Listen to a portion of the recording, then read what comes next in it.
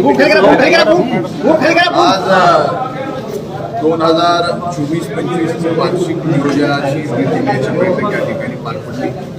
आणि बैठकीमध्ये जवळजवळ 400 कोटी रुपयाचं नियोजन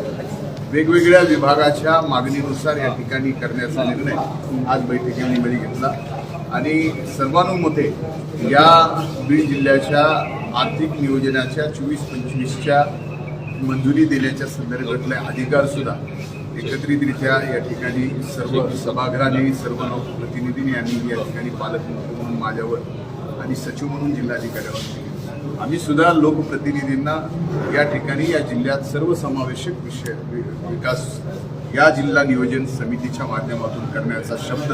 आणि वचन या ठिकाणी दिलेलं आहे। त्यामुळे जिल्ह्याचा सर्वांगीण विकास होण्याच्या प्रयत्नातून सर्व लोकप्रतिनिधींना समान न्याय देऊन या ठिकाणी जिल्ह्याचा विकास करण्याचा आमचा प्रयत्न नक्कीच। खेळीमेळीच्या वातावरणात झाली स्वाभाविक आहे, खेळीमेळीच्या वातावरणात जिल्हा नियोजनासारखी बैठक ज्यावेळी जिल्ह्याच्या विकासाच्या संदर्भात आपण करत असतो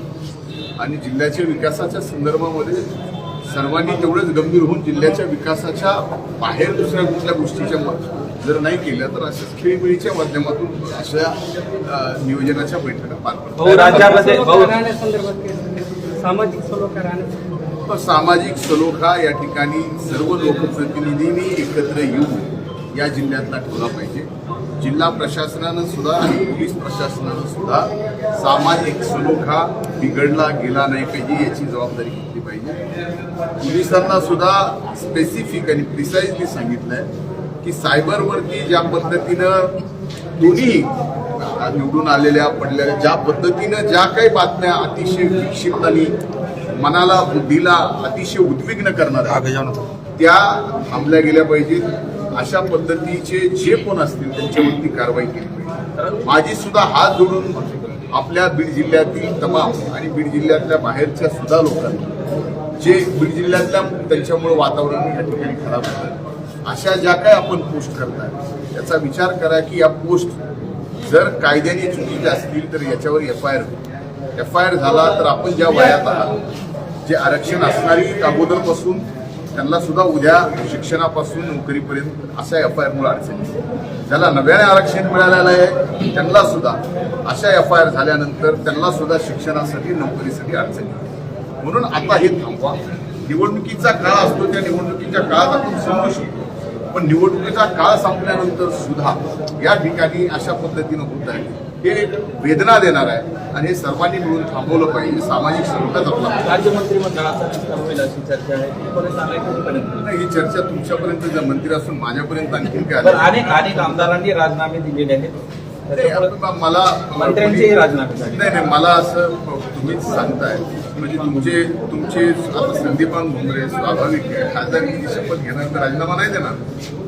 हे कमाल आहे। म्हणजे तुमची सुद्धा म्हणजे अरे एवढे जबाबदार लोक तुम्ही एका माध्यमाच्या लोकप्रतिनिधी जबाबदार वाहिनीचे लोकप्रतिनिधी आपण एखादा व्यक्ती विधानसभेतून लोकसभेत गेला तर त्याला विधानसभेचा राजीनामा नको द्यायला। आता त्याचा राजीनामा आला म्हणजे बऱ्याच आमदाराचा राजीनामा आला अरे नका तुम्ही सुद्धा हात जोडून माध्यमाला माझी विनंती आहे अरे सामाजिक सलोखा जपण्यासाठी तुम्ही मदत करा नाही तर तुमचा टीआरपी वाढण्यासाठी अनेक जणांचे जीव चाललेत अनेक जणांवरती गुन्हे दाखल व्हायला लागलेत याचा सुद्धा विचार करा।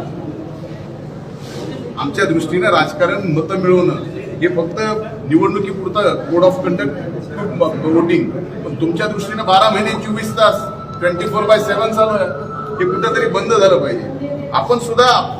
चौथा स्तंभ आहोत या लोकशाहीचं लोकशाही टिकली पाहिजे ही आपली जिम्मेदारी आहे तर आपण सुद्धा त्या पद्धतीनं आम्हाला जसं तुम्ही वेगवेगळ्या कारणांसाठी जिम्मेदार धरता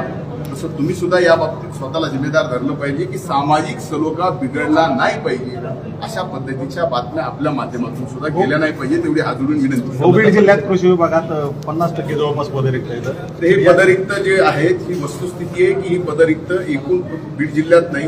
महाराष्ट्रात एकूण 67% 60% अधिकाऱ्यांमध्येच या ठिकाणी काम करतो आणि ही राहिलेली 40% आता पदभरती झालेली आहे। पदभरती झाल्यानंतर आपण पाहाल की 1 महिन्याच्या आत आता